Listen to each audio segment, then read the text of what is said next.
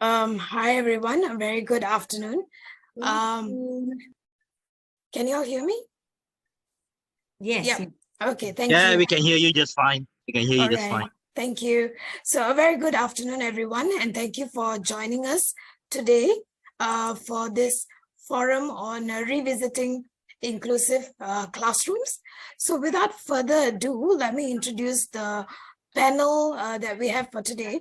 So I'll start off with the moderator for the day, Dr. Logendra Ponaya, who's actually the head of School of Education, Taylor's University.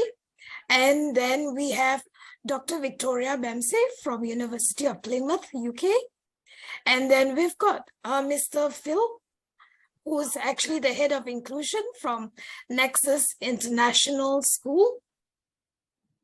And then we've got Miss Felina, who's actually for a current board member and a former president of NASOM. And then we have Miss Nalina, who's actually a therapist and consultant who's based in Johor. So they each have a very impressive, extensive work CV and stuff, which I think will take the whole of a very long time if I am to go. So I'll keep it simple and probably get them to talk about it themselves. So Dr. Logan, over to you. Yeah.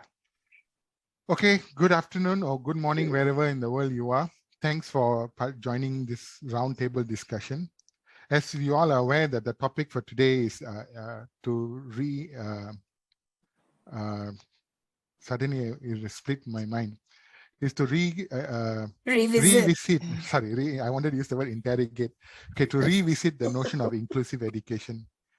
Because the term inclusive education has gained a lot of popularity, especially in the Malaysian context among the private schools. So the idea is we have enough members in our forum or roundtable today to give their own perspective of how how the notion of inclusive education is viewed from their perspective. So we have a therapist, we have a teacher from a school, we have an academic scholar, we have a parent. And so you will probably get a broad spectrum of how inclusive education. So I will start with Vicky or Dr. Victoria to give us probably a broad academic definition of how inclusive education was conceived and probably some historical underpinning. Over to you, Vicky. Thank you, Logan, and hello, everybody. It's good morning from the UK, but good evening for you in Malaysia, I believe. Welcome and thank you for inviting me to join this panel today. As Logan has said, my name is Dr. Victoria Bamsey. I lead a programme of special educational needs coordination for teachers in the UK. It is a statutory qualification that all special educational needs coordinators in schools must have. I'm also an associate head of school for our Plymouth Institute of Education. My research interests are very much focused on considering what is inclusive education. As Logan has already said, it's not a term that is clearly defined. There are lots of different ways of interpreting what that word, what that term means, but also what it looks like in practice. So there's a theory and philosophy behind inclusive education. And really that places its emphasis and practice with that of human rights and equality. We are all individuals, and as individuals, we are not equal. We all bring with us our history and our experiences of life itself, but our experiences of education, of parenting, and of being parented. And all of those will impact on our view of the world and our understanding of knowledge and education and what education is. During the pandemic, what education looked like changed quite significantly. Education no longer was taking place within the school classroom, and instead education was taking place at home. And the parents became the foremost educator of their children. In the UK, our education legislation states that parents are responsible for their child's education. So that's not schools, it's the parent that is responsible. Now, the parent may choose to enact that responsibility by sending their child to school, and in so doing are in effect entering into a contract with the school for the school to provide that education. And because of that, schools need to provide an environment that is open and inclusive of all children, regardless of their needs. And in principle, our educational policy states that any child should be educated in any mainstream school, whatever their needs. But in practice, that's not so simple. In practice, some children may have significant needs, both cognitively and physically, socially and emotionally. And so the classroom environment, which may have 30, 40 children in it, packed into a space which is not that large, can be quite noisy, and not so easy to physically move around in, can be very challenging. Hence why we have special schools that can provide an environment that may be more suited for children with specific and significant needs. But that then brings into question what we mean by inclusive education, because are not those children therefore being excluded from mainstream education? Could one question whether their rights to education are being neglected, because education in a special school looks and feels very different to education within a mainstream classroom? So there's lots to think about there. And I suppose what I'm doing is I'm raising more questions than I am answers. But perhaps I've given you some insight into my thinking on inclusive education. So I won't take up too much more of your time right now, but I'll pass back to Logan and we'll see what comes out from the rest of the session today. Okay, thank you very much. So Phil, I'll go to you next. How do you plan implementing inclusive education? Is it as it happens, or there is a concrete plan before you conceive? I mean, it was preconceived, because I'm sure when you design a school or you design a curriculum, the inclusivity was not the primary objective, right? There was a curriculum that needed to be delivered.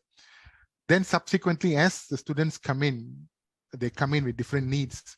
Then I think it's your role to incorporate their need into the curriculum. How do you go about executing this? Yeah, I mean, I think already we're hitting on a few. Basically, what is inclusion? What does that mean? It can mean lots of different things in different people's minds. Inclusion for me is involving everybody in every aspect of the daily life within a school. And that's not just the learners, and that's not just the teachers, that's also parents, which I think has been mentioned already. And I do understand that some schools may not be set up to meet the needs of every individual learner. But me personally, because of my background, I've always worked with SEN children, learners with lots of different needs. And I really think it's important for me to facilitate those needs as best as I can. But I am aware from working in England before coming to Malaysia, there are some schools that are better set up to work with children, perhaps with autism, and a wider range of needs, even physical needs. And I do have experience working within the special needs school system and mainstream. So I don't think it's a very simplistic thing to say, yes, we as a school, we will cater for the needs of every child who applies, but certainly every child that is admitted into my school, I will do my utmost to individualize the timetable as best as possible and to provide for every learner that we encounter on a daily basis.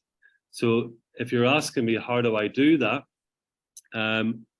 At the moment, I'm actually doing a curriculum review. I want to make sure that our curriculum meets the needs of all of our learners.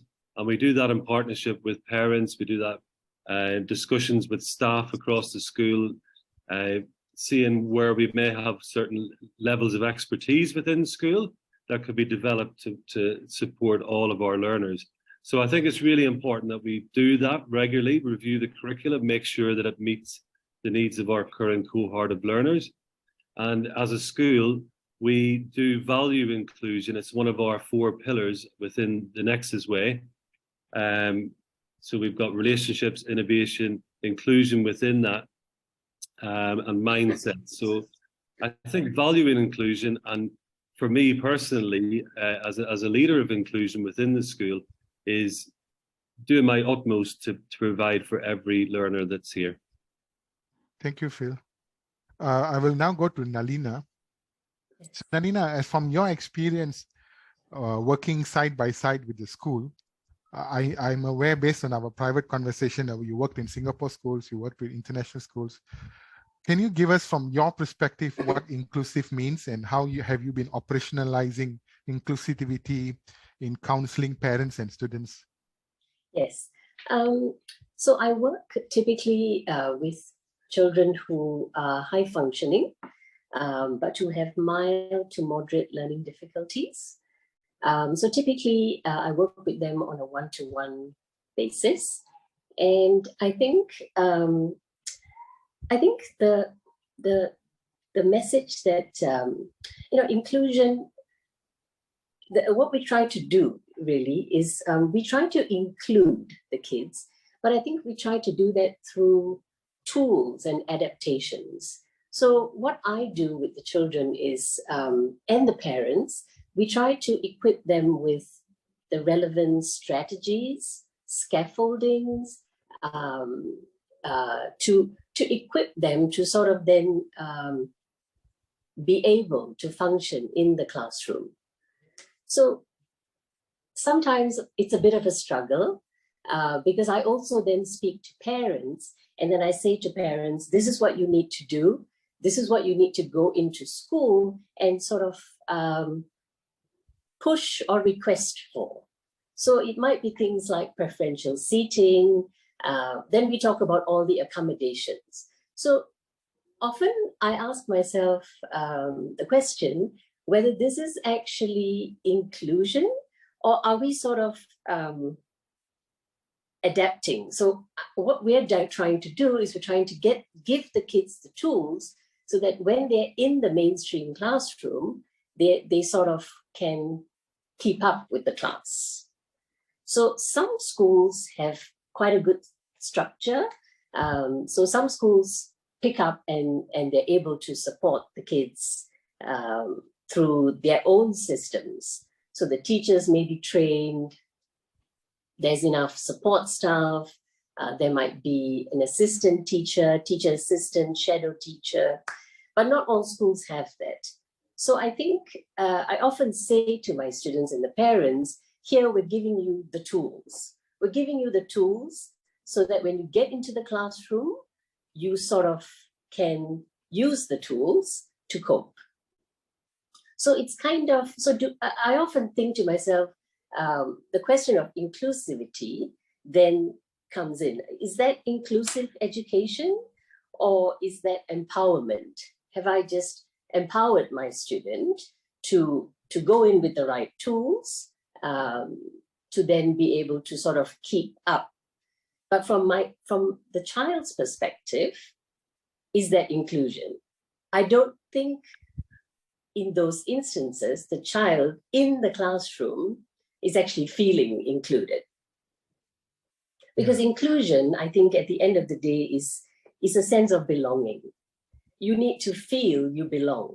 So when I work with the children, and I work with children across the international schools in Singapore, in JB, and the kids who struggle really struggle. So the teachers in the mainstream schools are trying,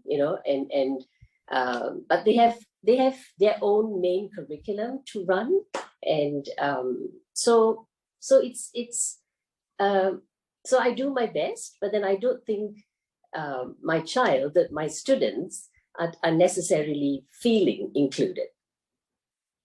So that's in brief. Yeah, that is very important, feeling included. So let's move to Felina, who's coming from a parent's perspective. So Felina, can you come to us from the parents' expectation of inclusivity, and particularly do your kids feel included when they go to a school that claims to provide an inclusive pedagogy? Okay, I'll be talking more on our own Malaysian mainstream schools. Correct. Thank you. Because if I were to compare Malaysian schools to international schools, it's chalk and cheese. Okay. Maybe, I mean, hear me out. When my son is now 26, so he was Okay. ready to go. Can you come closer to the in my, the my, early- computer? Felina, can you come closer because the voice tend to break up? Oh, you can you when- hear me now? Yeah, Is it perfect. better? Yeah, perfect. Okay, I'll Yeah. hold it up. Okay, all Okay, right. thank you. So, my experience with schools in Malaysia is this. We have 3 different types of schools, really. Schools that only care about their, what you call it, their 100% passes. The pass rate. Schools, pass rate. Yeah. Schools that will try to do inclusive, and schools that do not have the money to have inclusive classrooms. To be fair, in 2019, our education minister had a no reject policy. So schools have to take in whichever kid or a special needs child that needs schooling. But there was a caveat to that. The child is taken in for 3 months. And if the child cannot blend in, or the teachers cannot teach the child is then asked to leave. So this is the problem of Malaysian schools. We at the National Autism Society, we teach the children, those who come in for early education, how to sit in a class, how to raise their hands to talk to teacher, how to go to toilet, how to take instructions. We teach them how to read, to write, to count maths. So they're ready to go in for primary 1. But the biggest problem is, even with a child that is high functioning, it's a different environment entirely. Schools in Malaysia do not allow a shadow teacher to come in. They used to. In the 1990s, they used to. That's when inclusive classrooms really worked. So we in NASUM would have one inclusive teacher, a shadow teacher that brings the students in, follows them into classrooms, help them out, and then help the teacher out. And that really worked for about 5-6 years. Then we had a letter telling us no more shadow teachers. So that's the problem. So now most of our kids go into what they call it as PPKI, which is a special classroom away from the mainstream, but they're supposed to be integrated in the mainstream for the subjects they're good at. For instance, some kids are very good in mathematics. So they are supposed to be, again, supposed to be integrated during mathematics, but it just doesn't work. So that is the problem from the parent point of view. And if you know, there was this special education school that's called Permata Kurnia. Kurnia. Yeah. Yes. So Permata Kurnia at that time had 78 graduates, and they were ready to go into primary 1 without any help because they were trained, they were taught, they were adaptable, they are very high functioning autistic kids. Unfortunately, only 27 had places in schools. Can you see the problem in Malaysia? Yeah, there's a mismatch. And of the 27 that had a place in the schools, they were sent into this PPKI where they were taught how to do painting, you know, cutting out things and pasting, whereas they themselves could read, write, and count. So that is where it becomes very, very tiring for parents. We want our children to learn the same. And yet, because of, I think the classrooms are just too big. You have 40 to 50 kids. I don't blame the teachers. There's no way the teachers could accommodate for children with special needs. It has to be smaller classes and with teacher aides, which is not allowed anymore. So this is where we are right now. Thanks. I mean, it's very complex, as you said, partly because someone like Phil works very close to the ground, so he can craft policies and mechanisms to cope. Whereas in the Malaysian government schools, the decision makers are very high on top.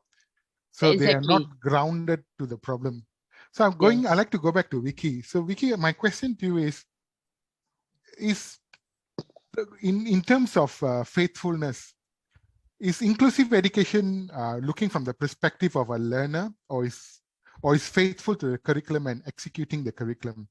Do you see a gulf between having students of even in regular classes where so-called regular students go, we cannot deliver the same curriculum experience uniformly. There are students who come from different family background or social economic background tend to achieve better than students who come from lower social economic background.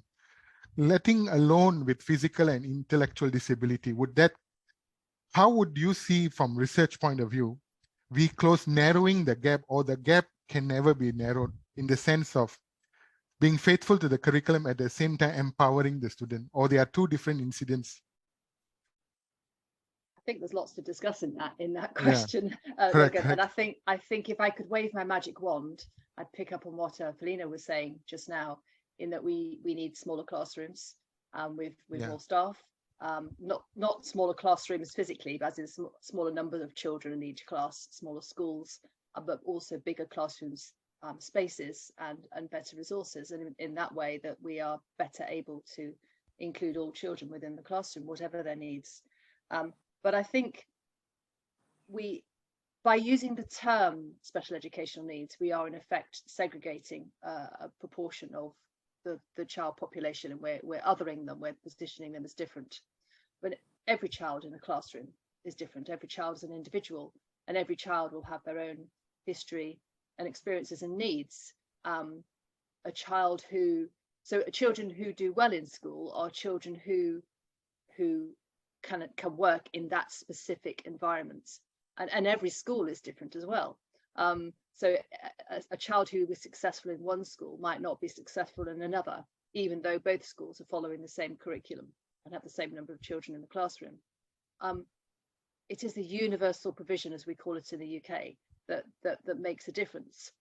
And what we mean by the universal provision is what is the provision like within the classroom for all children. And often a technique, a resource that can support a child with autism, for example, is actually beneficial for all the children in the classroom, such as a clear structure, timetable.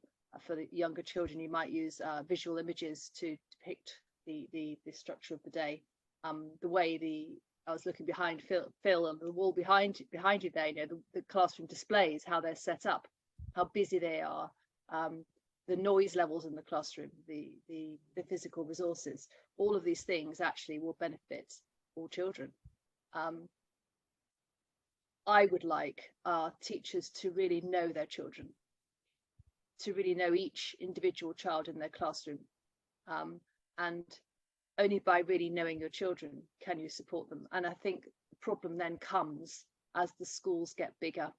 So we see children who might have some specific needs in a primary school doing very well and coping very well in that mainstream classroom. When they transition to secondary school, when the school is much bigger, and where they're expected to, in the UK, they're expected to move around the school to go to the maths specialist classroom or the science or geography classroom, history classroom. That's when they get lost in the system, because the history teacher is seeing hundreds of children over the course of the week, and they don't know the individual child. They don't know what their needs are. And then you're left with the question, well, who does know that child in that school? How is it possible in a school of 2,000 pupils to actually know any one child in enough depth to support their needs? Also picking up on what Felina was saying about the one-to-one support, it's something that is reducing in the UK, I think mostly because of costs, more than anything. But there is also a problem with one-to-one support in the UK and the way that has been facilitated, in that what you tend to see is if a child has one-to-one support, the only teaching they're getting is then from that one-to-one support worker, who tends to be less qualified and less experienced than the actual classroom teacher. They tend to be, you almost see an internal exclusion. They're not accessing the teaching and the of the whole classroom. They're being segregated. They might be physically sitting in that classroom with their one-to-one, but they're not accessing the curriculum. And in some cases, some extreme cases, I've observed the one-to-one almost doing the work for the student, which is not helping their learning at all. Or equally, they're being taken out of the classroom into almost like a mini school of themselves that's situated within the mainstream school. But as you were saying, they're not accessing the curriculum. They are doing something different. They're playing with Lego or engaging in arts and crafts. And I think that might be very good for them socially and emotionally, but is it helping them to access the curriculum? But then maybe we could ask the whole question as to actually, what are we doing to our children? And is the national curriculum the way forward? I could be a bit of a rebel and ask that question, but anyway, back to you, Legan. Yeah, that's a very important question. Phil, going to you, Phil, you have a difficult position because you work in an international school with an established curriculum, and parents who send your kids have high expectation. At the same time, you have students who are coming with some form of, I wouldn't use the word deficiency, but just for the conversation today, we will say, or some kind of inadequacy. Then how do you tie everything together and make sure that the curriculum, the overall learning experience is not terribly disrupted or derailed? At the same time, everybody gets onto the bandwagon. I mean, how do you organize the school itself? I mean, because it's easy to do it in a classroom if you have a very good teacher, but how do you see it as a school administrator? Yeah, we do have learners with a wide range of needs, and we do have listening to, is it Vicky?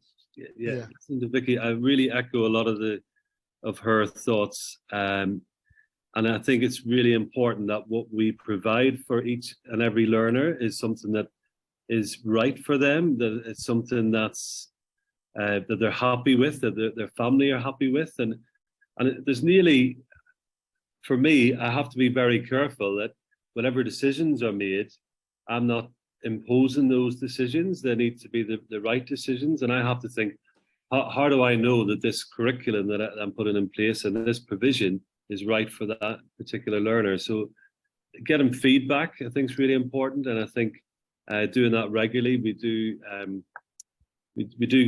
that with learners at least once a term.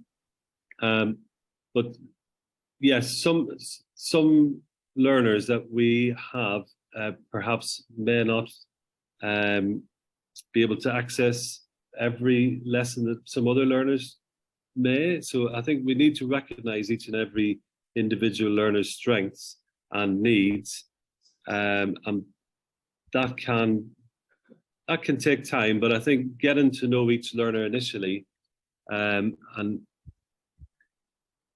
a lot of it's done in consultation with parents as well. I think parents know the children best. We can then advise what provision we can put in place for them. I think some of the conversation already talked about resources. I think maybe I'm in a more fortunate position than others. I think class sizes are important, and if we can provide, we need the resources, and I think we're quite lucky to have that here. So yeah, as I say, I think every child is different, and I think we can do that in partnership with parents and professionals as well, which happens quite regularly. And then once I feel confident with that, that's the proposed timetable that I would put forward. But I do also think, being in those mainstream lessons, which maybe are more exam focused, not every child needs to be in that environment. Some of our learners may need developing certain social skills and social thinking. So there's a massive range of needs within a cohort of learners, and I think individualizing it can be very difficult, but it's something that we should aim to do. And I totally agree, with inclusion. Are we integrating or are we segregating? But in my mind, inclusion is ensuring that we meet the needs of every learner. And it's even broader than just the classroom. I think it's also the mindset of the teachers. It's making sure that they're equipped, that they feel confident working with every learner that they face in a lesson. And yeah, and I think it's the culture, it's everything. Inclusion is massive. It's more than just what happens in the classroom. It's very important within every school. Yeah, thanks, Phil. Yesterday, coincidentally, we were having another round of discussion because we were helping some refugee schools to come up with curriculum. And Phil, it's the same what's the word? The same obstacle that we were facing, high stakes assessment. So refugee kids come to Malaysia because Malaysia formally don't recognize refugees. So they are not allowed to enter public schools. So you have all these well-wishers setting up, ad hoc schools in shop lots and things like that. So then same thing, they come with a lot of deficiency. They are almost teenagers or early teens and unable to read, write, and count proficiently. At the same time, everybody talks about examination boards, whether it's IGCSE or the Malaysian SPM.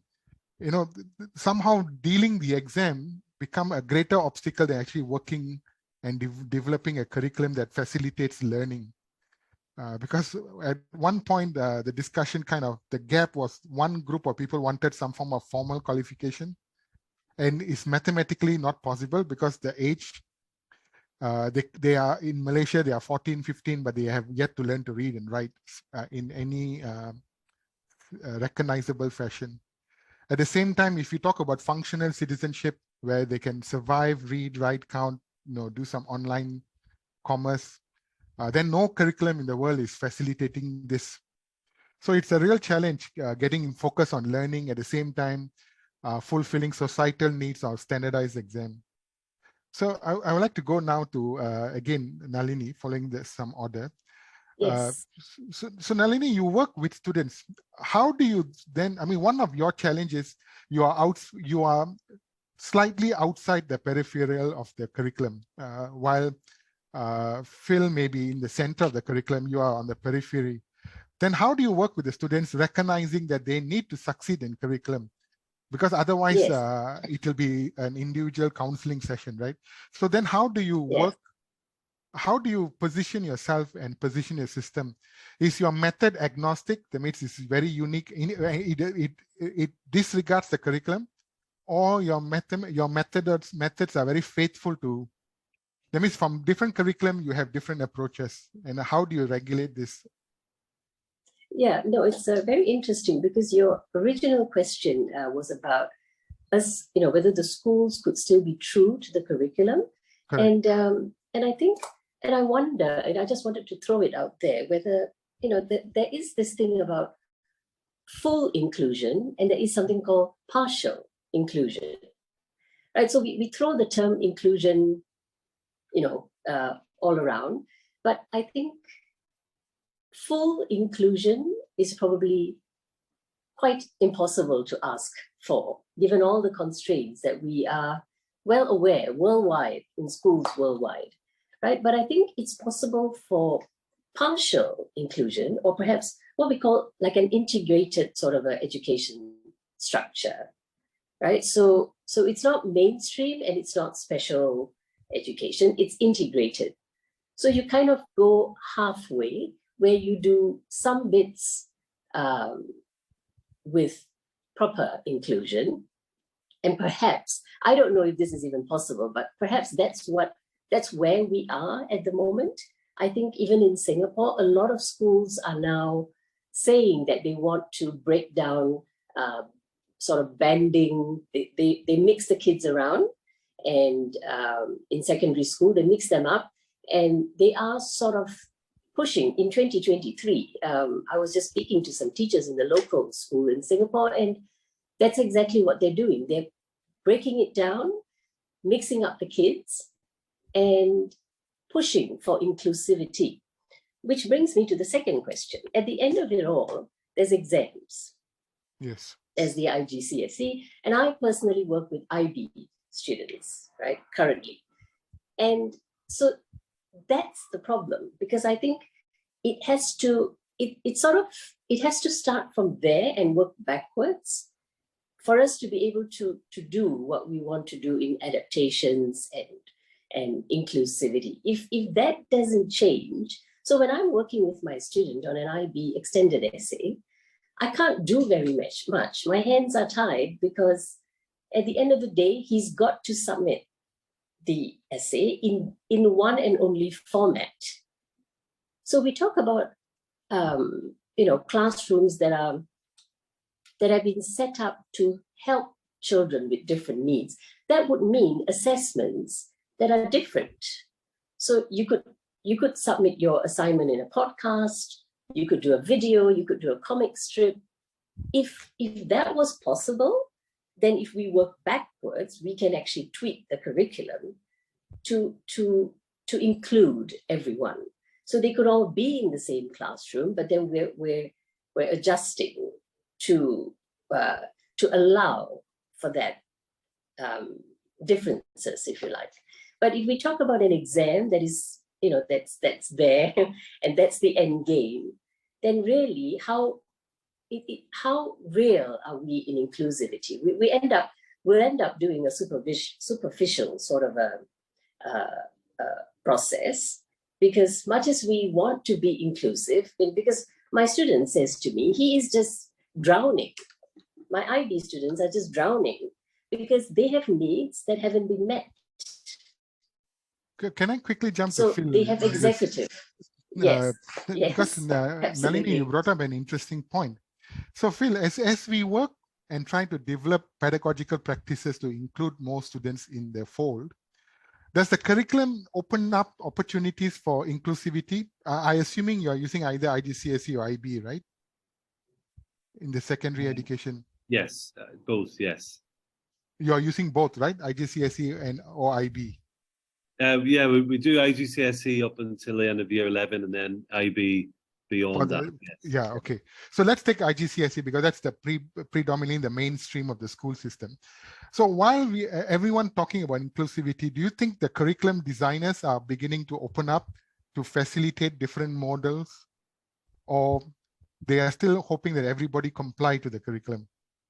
Yeah, I mean, I think if you're talking about exam boards, yeah, I think obviously I don't think much has changed in terms of how they've done that. Obviously, we can provide modified papers or enlarged exam papers. So there are provisions that can be put in place for learners who may need access arrangements. Yeah. But certainly the format, I think, has remained whereby it'll be a league table in a sense. The learners are being judged against other learners. Yeah. So I don't think anything's changed in that regard. But within the school, obviously, we would differentiate within the lessons as best as possible. And I think working in the international school system, we do have to think about learners with language needs, and the length of time they've been learning English is really important for many of our learners. Yeah.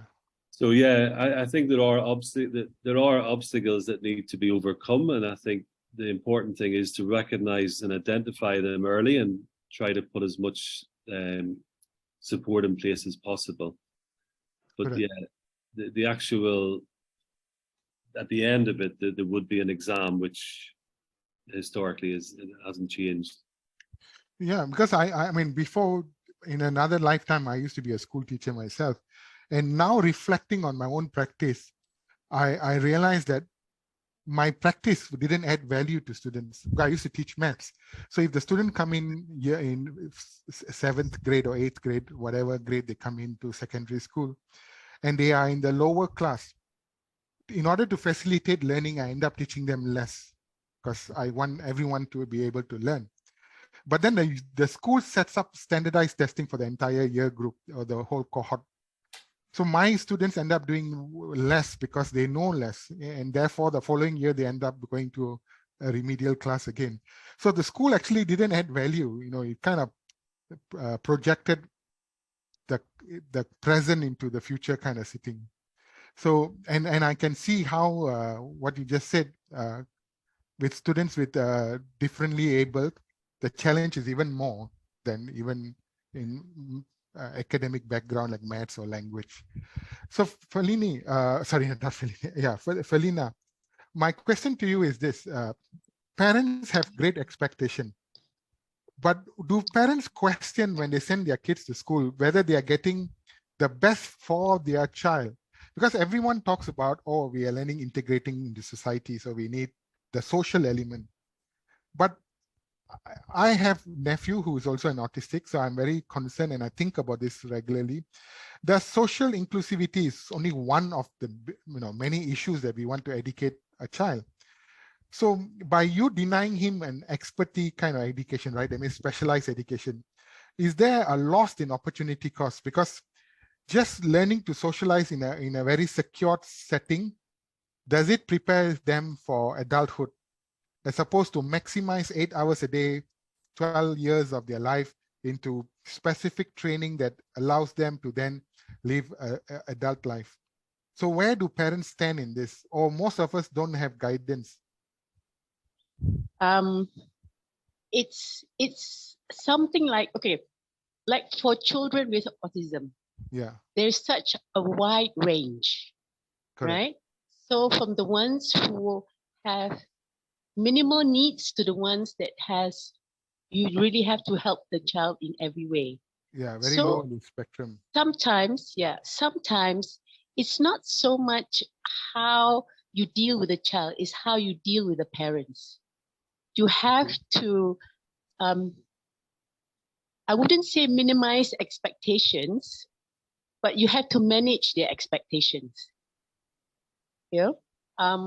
Like for instance, if a child is gifted in maths, for instance, who could do mathematics without any worry, and yet couldn't write an essay. Yeah. So they would have problems in our system. When maths and science were in English, remember those days? Yes, yes. Children with autism did very well from year 1 to year 6. But when they went up to secondary, they got lost because maths and science were back in Bahasa Malaysia. Okay. So we had students like that. Can you give us some light, some insight to that? Why is that so? Or do you have an inclination? Why the language made a difference? Most children with autism tend to speak in English. Okay. And the mode of easy to understand is in English. Perhaps English has less syllables than Bahasa Malaysia, like sit, duduk, less syllables so they can comprehend it better. And we had children who just dropped out after year 6 because they can't do secondary at all. So then we had a big problem of bringing them, giving them tuition so that they can cope with secondary. And these are the ones who had to do public exams, before the UPSR. Yes, yes. Did it really well in UPSR, surprisingly. We had like about a batch of 8 of them who went in, and all of them scored A's in maths and science and English. So it was good enough to go into secondary school, but they were floundering in secondary schools. So that became a challenge. So then after Form 3, they go into Form 4, it's slightly better because Form 4, you have vocational schools. So vocational schools teach you more skills. Okay. And from vocational schools, if you finish Form 5, there are what you call it as IKBN, Institute Kemahiran Belia. Okay. So Some kind of there are mix. pathways. There are pathways that parents can choose for their children. But again, you have to manage their expectations. Correct. Correct. So to all parents, I mean, which parent doesn't want the child to finish 12 years of school, go into university, get a degree, become an engineer? You know, every parent wants a future for their child, but you have to manage their expectations.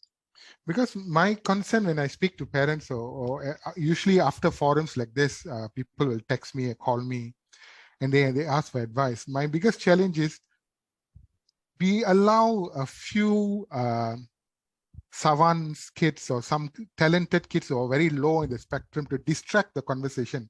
They say, "Oh, I know someone who was able to, so-called normalize and went to university, and now he has a job."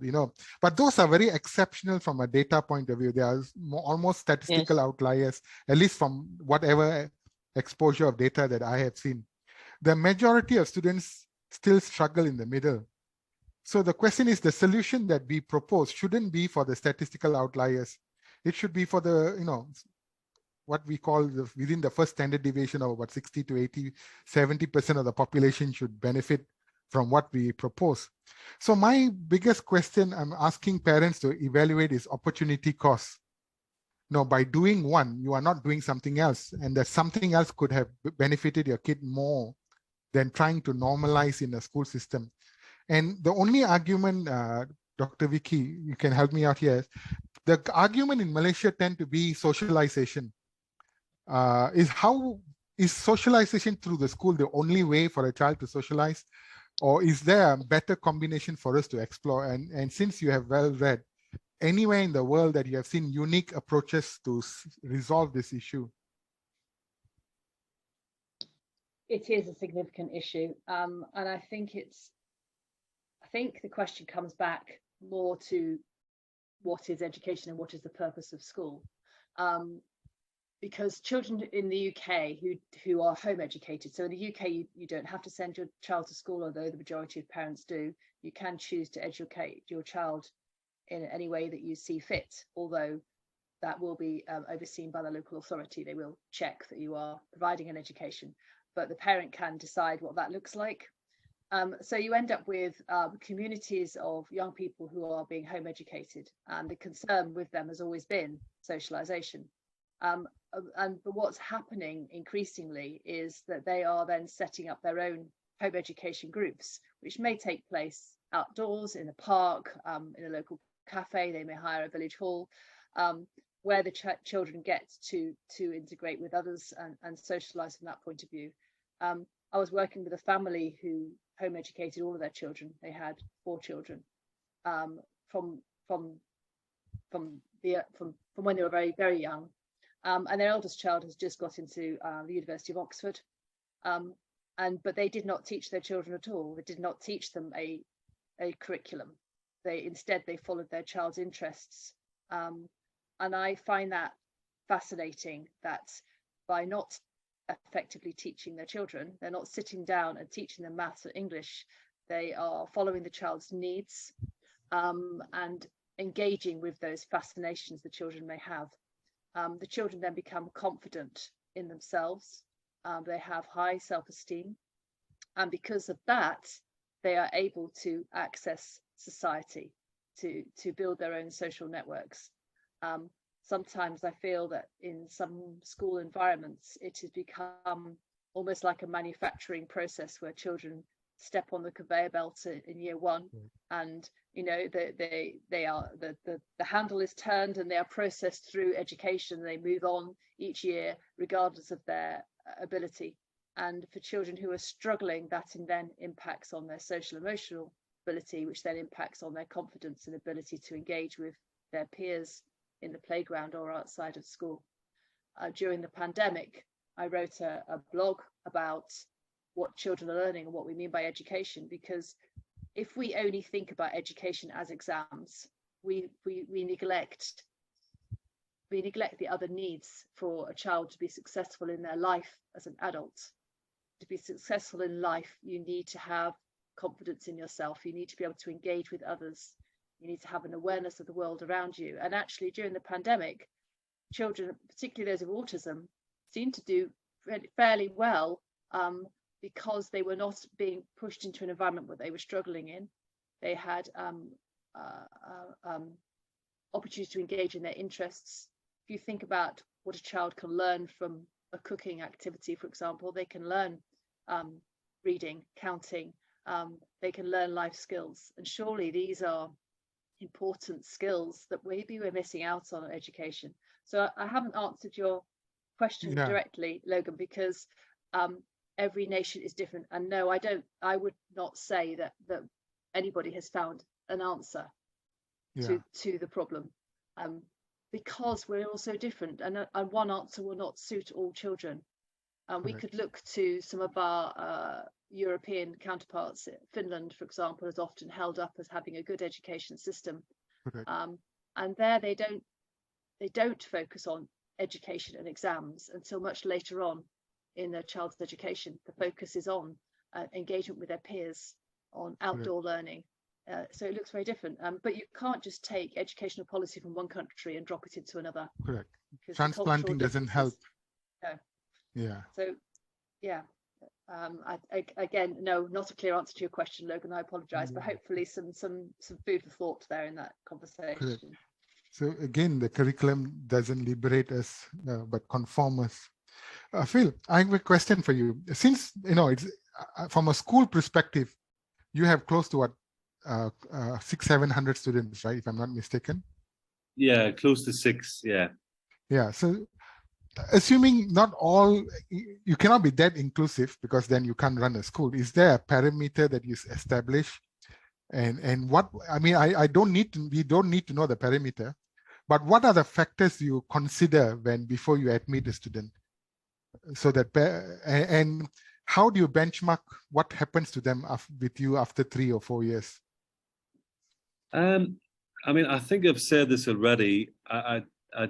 Every learner is different, and I think we have to be realistic and honest in terms of what we provide as a school. I think if we're going to say inclusion is to meet the needs of every learner that applies to a school, that can be done if everything's in place for every child that's there. But so we have to be realistic in terms of what the needs might be. What we would be thinking about, like access in the curriculum in terms of language. We maybe, I know I've worked in schools in England where we had learners in wheelchairs, so provisions like that, having everything in place for every single child, that cannot be guaranteed by any school. I think that's really important. So the admissions process needs to be quite thorough. It needs to be quite open, an open contact between the school and the parents. And I think once both parties are happy, then that would be a successful admission. So I think just having every avenue of information open on the table to begin with builds up that relationship with trust, which I think is an important aspect of inclusion. And then that developing relationship, which would hopefully then continue. So I think every child is different, and then ensuring that those needs are met. And I think some of the points raised already, that we're not just talking about academic needs within a school, we're also talking about those life skills, those social skills, which I mentioned earlier. So it's a massive range of considerations, but I think every school should look deeply at them before admitting any child. Yeah, especially you talked about the value dimension just now. And I think many schools do not explore beyond the written curriculum. And every child is a person, is an individual. You know, we need to sort of unpick what is going on within their heads, within their minds. You know, so it's their mental well-being, their health, their their family background, even, you know, so everything needs to be considered. And, you know, we obviously want to avoid a situation of homeschooling. I personally think being in a school is much more valuable for a child in it. But, you know, so there's lots and lots of things to consider. And I think unpicking all of those and as many as possible before reaching a decision is important. Okay, thank you. Polina, I would like to come back to you here because I think people have put some questions in the chat group, and there's one interesting question someone has asked, partly because of your exposure, past exposure in working at a national level. Is there an opportunity or based on your knowledge, whether it's the present government or somebody in the works of coming up with a solution where, because most of the answers, as you said, affordability is a big issue. So what do parents do when they're outside the affordance range? I think I saw the question about B40, right? Correct. With children with special needs, right? Yeah. Okay, with the no reject policy, the kids actually could go to pre-primary schools. They call it Kemas or something like that, where they actually have special needs. But these schools are usually located. These schools are usually located in urban centers, right? Not really, because a lot of parents actually send the kids to PDKs, which is what they call it, Pemulihan Dalam Community, PDKs. Okay, PDKs. There are 532 PDKs in the country.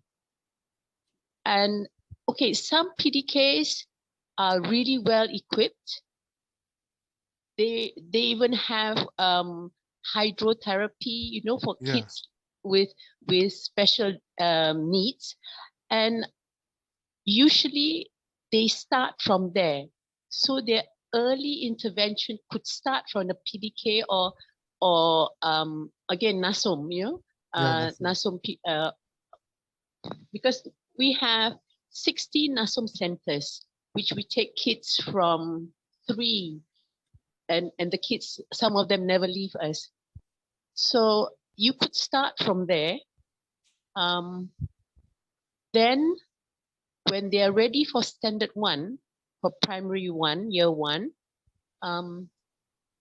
usually these PDKs will tell you which schools to go to. Because not all schools will take people with special needs, depending on their needs. Yeah. You see? Some schools, some PDKs itself have their own education, like PDK in Templar. They have got their own business. So they train the kids to work and become farmers, and they sell their produce. So the children actually in the end earn money. Okay. So there are other ways, but you have to keep your ear to the ground, unfortunately. So what would you recommend a parent? Which organization is probably, from your experience, which organization will be the most relevant to parents with autism or whatever to belong to? So parents with special needs, especially the B40, the first person you need to go and see is Jabatan Kebajikan. The Malaysian Welfare Which is your Department. welfare, yes. Yeah. Malaysia Welfare Department. They are actually quite helpful. They can actually tell you where to go, which schools to go, which kindergartens to go, and how to start. Okay. And for a Malaysian to go to the thing is, most of the B40 will then be given, the child be given an OKU card. Okay. Parents who are in the M20s and the T20s usually don't want an OKU card because they don't want their child to be labeled. Okay. So So OKU for the rest of the audience is parents. special. OKU means, I mean, the literal translation sounds a bit offensive. People with less ability. Orang kurang upaya. So it's not differently able. It just says that you are less able. Okay, go ahead. Sorry. So basically, it's people with disabilities, PWDs. Yes. Would be a nicer connotation. But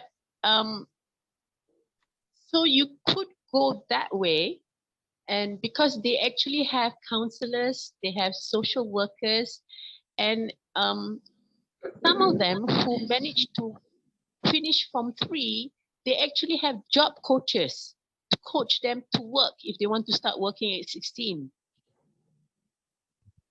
Oh, that's an interesting thing. The job coaches, yeah. Yeah. So they have job coaches. So it's not to die for, you need to get all your 17 A's, get to university and things like that.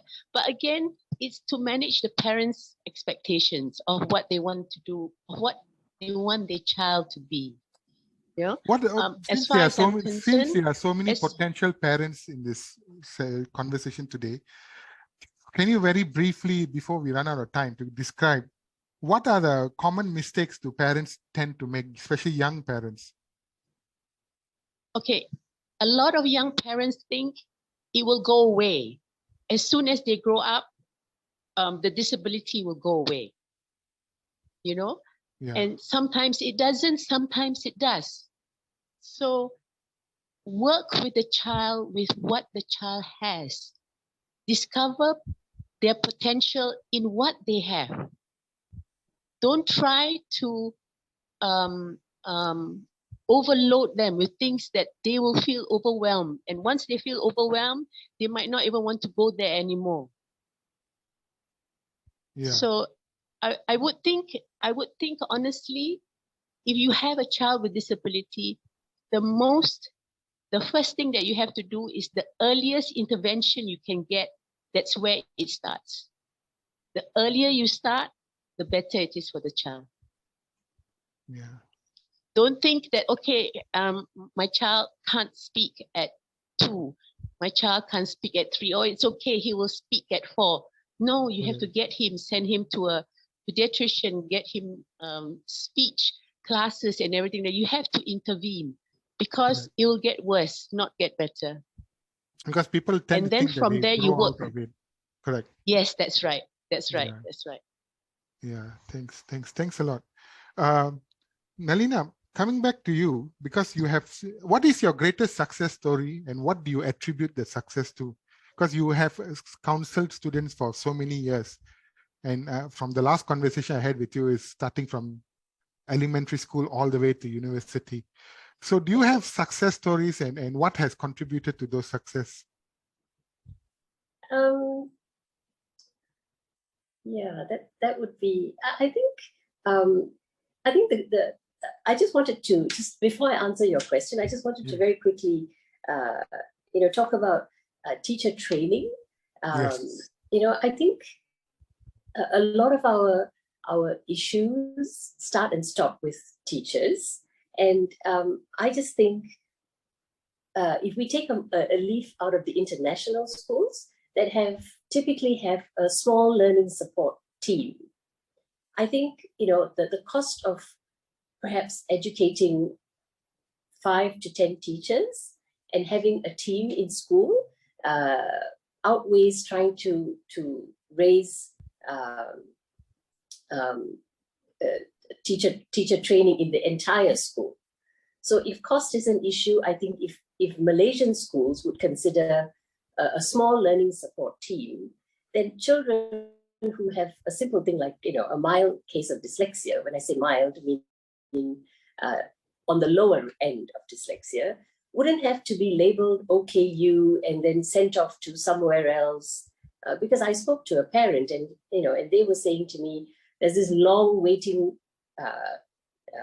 queues to get into these places where the children can get support.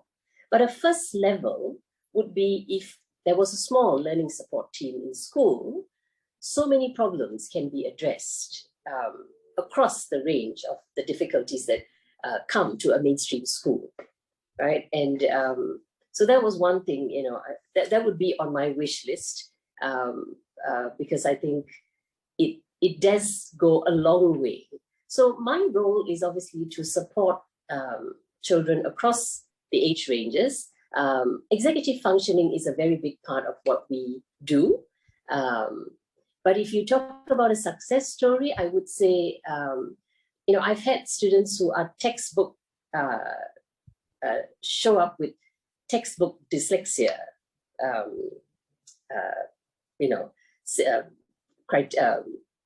if you do a checklist, yeah, textbook.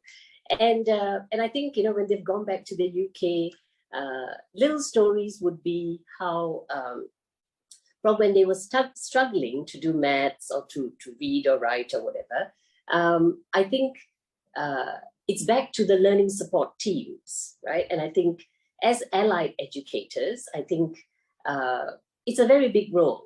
And I think, when they say to me, this is what I've achieved, I've, topped the class in maths, or, made a speech in front of a classroom. So I think, it's that point where you see that turn.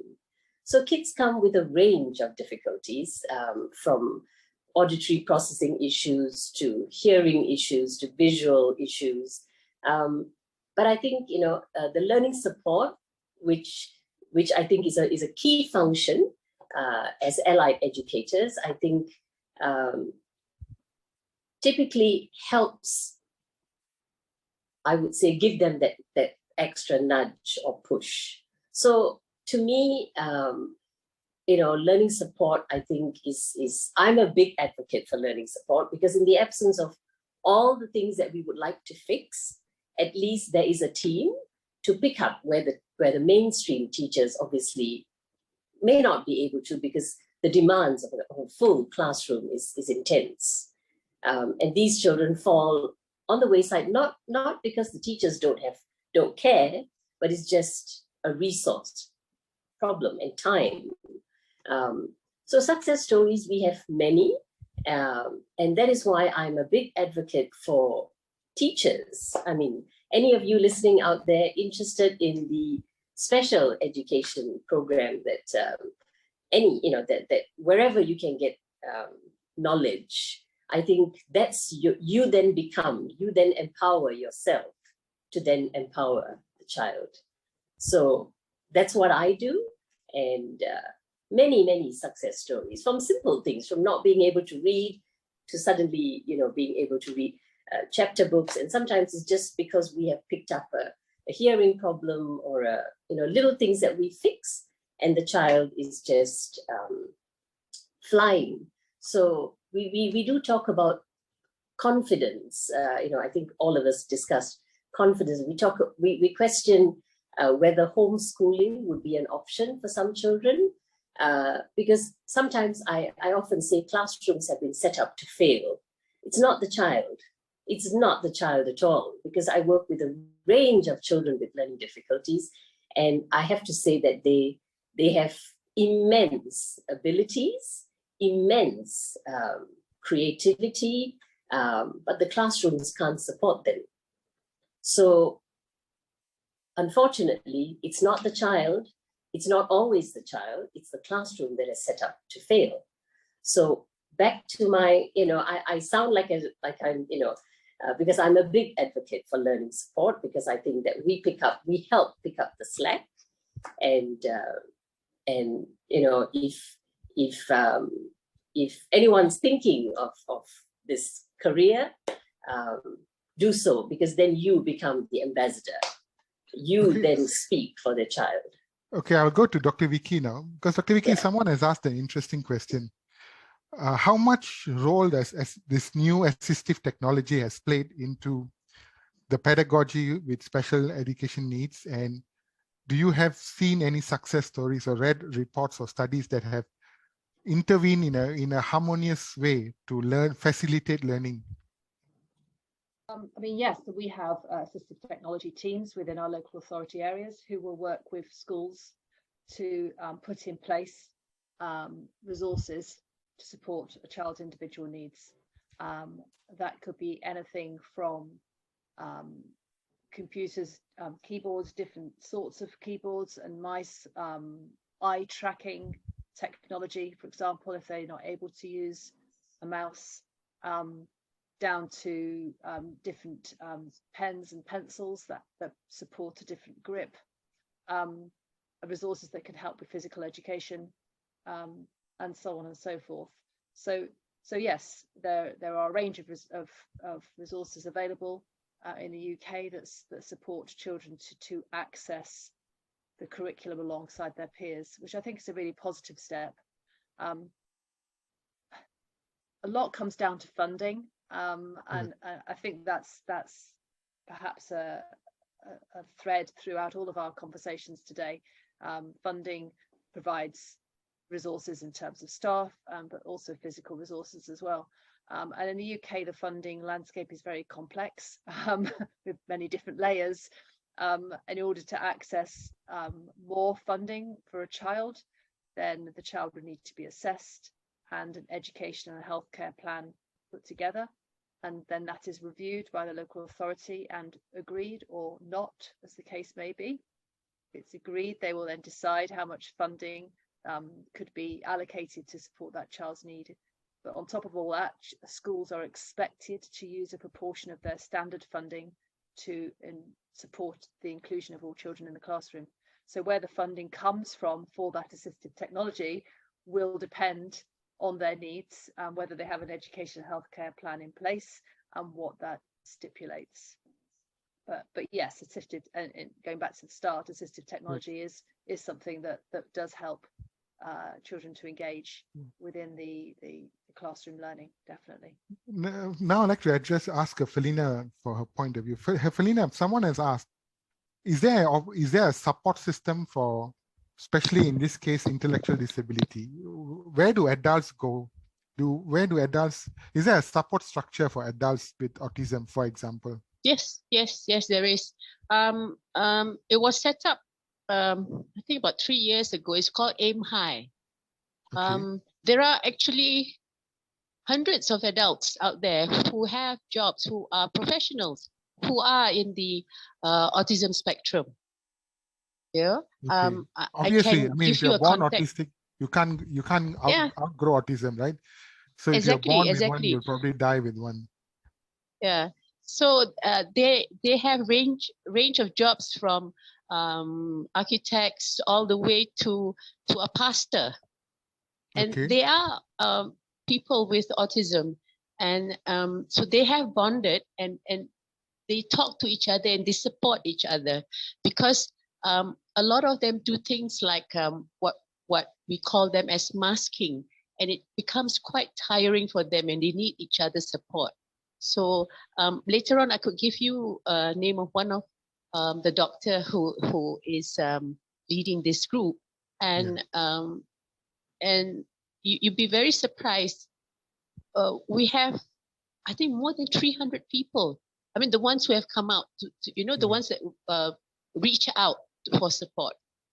We could be more. For the interest of many, you are saying the name Aim High, is it? The organization called Aim High. Okay. Yeah, that's right. Okay.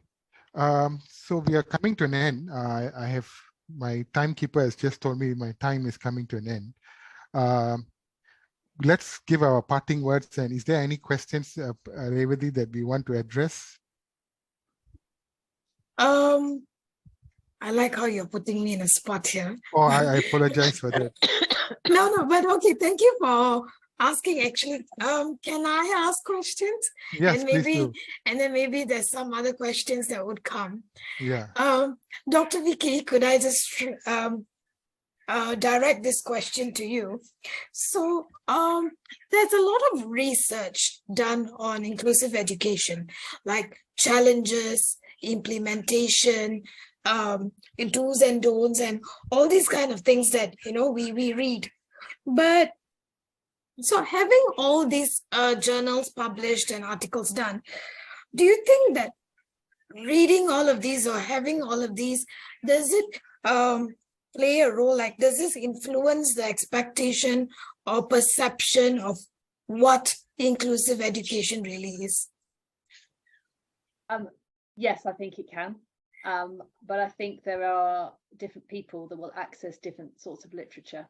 So if you want to influence educational policy at a country level, then you need to be there needs to be articles, peer-reviewed, well-researched articles which evidence a need for change, and that then needs to be presented to the education minister of a particular country with a well-articulated argument as to why change needs to happen at a policy level.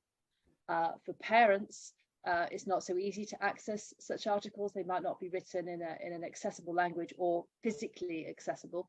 And in which case, I think it's really important that academics and researchers also engage with things like blogs, with magazine type articles, and with organizations that support parents out there. So because they can also make a difference, and especially that engagement with organizations, because organizations can provide a voice at a national level, which also feeds into policy. So I think what I'm saying is that there are different types of literature out there, and we need to be engaging with all of them in different ways in order to make a difference for our understandings of inclusive education and what works for children with special educational needs. Okay, thank you.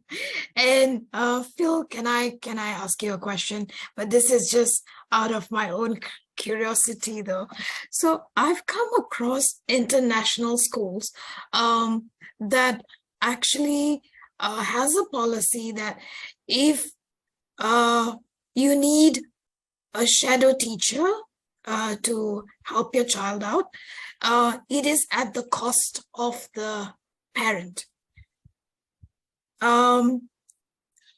So not to put you in an awkward position, but what are the concerns, like, or rather what are the rules or expectation of having like from a management point of view, how do you all decide on whether having in-house shadow teachers or outsourcing them, if I'm articulating myself well?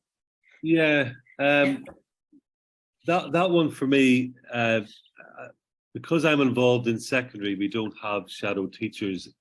We have a different system in place. I know we do have shadow teachers in primary, so I couldn't say for certain how those decisions are made. Sure. As a parent, my son had a shadow teacher for a while, so I kind of know from a parental element, actually. Yeah, please do share though. And that for me was something I was very, very, I would say, conscious that his independence may not have been come on as quickly. So I think, as a parent, I think those decisions need to be made very carefully. So from a school's perspective, I would think a decision like that is based around whether sufficient resources are in place. And I think the ultimate aim, if that decision was made, is that shadow teacher goes away. So in some ways, they're doing themselves out of a job, the shadow teacher, if they're doing a good job. So I feel like I'm repeating myself a little bit, but I do think as a school it's important to recognize what that child needs at that particular moment. Those needs may be different 6 months down the line, a year down the line. So I think if that decision was as a shadow teacher, that decision, do you know, I need a drink because I'm still from sports day. I think that decision needs to be made carefully and ensuring that everybody has that input for the best interest of the child, if that makes sense. Yeah. Thanks. Anything else? Not from me. Okay. Can everyone want to say your parting words? We will start with Nalini. No, I think it's a huge discussion. This has so many angles to it. But I just wanted to say that technology, I think, is huge. So we do use quite a lot of technology. Someone did ask that question, and I actually hope technology is would be the next frontier in supporting kids with learning, special needs, because I think there's a lot out there, from apps to text to speech, speech to text, which even at university level, I think it's hugely helpful. So those are, a few of my wish list for kids in time to come. Really, thank you very much for this discussion. Thanks, I think Nalini. it was very engaging. Yes, food for Vicky? thought. A lot of food for thought. Thank you. Thanks. Vicky, any parting words? I think that with the right support, the child can do so many amazing things. An example we had in Britain, I think it was last summer, was a young man who achieved, in UK we have A levels at the age of 18. He achieved top grade A levels, so A grade A levels, despite not being able to read or write. And he did that through having the support he needed to a scribe to write his answers on the exam papers and somebody to read out the script to him. And I think that just shows what can be done to support young children. So when we talk about inclusive education, I think in summarising what I think is really important, it's about understanding the needs of the individual young person, and from that trying to consider what they want from their future and how to support them to work towards that goal, rather than being constrained by the curriculum in which the school is trying to put onto them. Correct. So turn it on its head and start with the child and then work forwards from there. Felina? Yes, I totally agree with Vicky. You focus on the child and what the child can do. And there's always a potential in every child. So don't give up on the child, just work Give with up the on the child and curriculum. the teachers. I didn't want to say that. but you could work your way up, work with the teachers, with and then keep an ear to the ground to what there is out there. I know for a fact there are culinary colleges that take in children who can't do schoolwork and give them a certificate so that they can go on out there to get a job. So those schools take kids at the age of 15. So there are things out there that if you keep your ear to the ground, it could be useful for your children. Thanks, Felina. Dr. Logan, by saying give up on curriculum, you made Phil very unhappy though. Oh, so, no, Phil is a proponent of value, and there's a greater good of school beyond exams. Right, Phil? Yeah, I mean, without exams, we can't send children to university, and I know that is. So yeah, no, I think if I'm going to leave some parting words, first of all, thank you, and thank you for not being too hard on me. I obviously wasn't very prepared for this afternoon, but I really appreciate being here. Thank you all. But for me, inclusion, the inclusive classroom, I think we should all aim in that direction. But again, that direction, the definition will differ, but it depends on who's putting that definition forward. It's a complicated area. It's a controversial area. There's lots of different arguments around it, what inclusion actually means. But for me, it's all about doing the best for that child, and that needs to be done with in partnership with parents, with professionals, and everybody who knows that child and the child themselves. And if everybody's doing that in the child's best interest, to me, that is what inclusion is all about. Oh, that's a sad question. If a child is low functioning, sadly, nothing can be done. At least from a school formal education point of view, because formal education kind of caters for the norm. So there's some kind of normative distribution. So I guess the flexible, because one of the other questions, Felina, someone asked was when you say about PDK, those are specialized schools, so the level of inclusivity is very low. But that is all the Malaysian government offers, right, Felina? Yeah. Yes, so true. Unfortunately, yes. Correct. So that's why I didn't want to, because that's a policy level question. There's nothing that members in this forum can answer. Okay, with that, thank you very much for the speakers, especially for Vicky, who's waking up early in the morning, and for Phil for stepping in the last minute. Thank you very much for this. For the rest of y'all, I would like to inform you, every university in the world are ranked every now and then. We are ranked for our contribution to society, ranked to the ability to teach, rank in the ability to do research. So I hope my colleague, Dr. Lee, will be posting a link. Please take time to click the link and answer the questions and choose the universities of your choice. You are allowed to choose up to 30, 40 universities. So choose the universities of your choice. Hopefully, maybe Taylor's could be one of them that has contributed to your betterment. So if we have helped you out along the years, because especially some of you all, you have joined us in many, many forums like this and you have benefited. Maybe choosing Taylor's could be one of them, but you have about 30 universities in the world that you can choose. So choose all your favorite ones because it helps us to manage our expectation in the global scheme of things. Okay, with that, I would like to thank every one of you all for participating and hope to see you next month in another forum. Thank you. And I'd like to thank Revati for helping to organize this whole thing. Thank you. Thank you, everyone. Have a good evening and a great weekend. Thank you.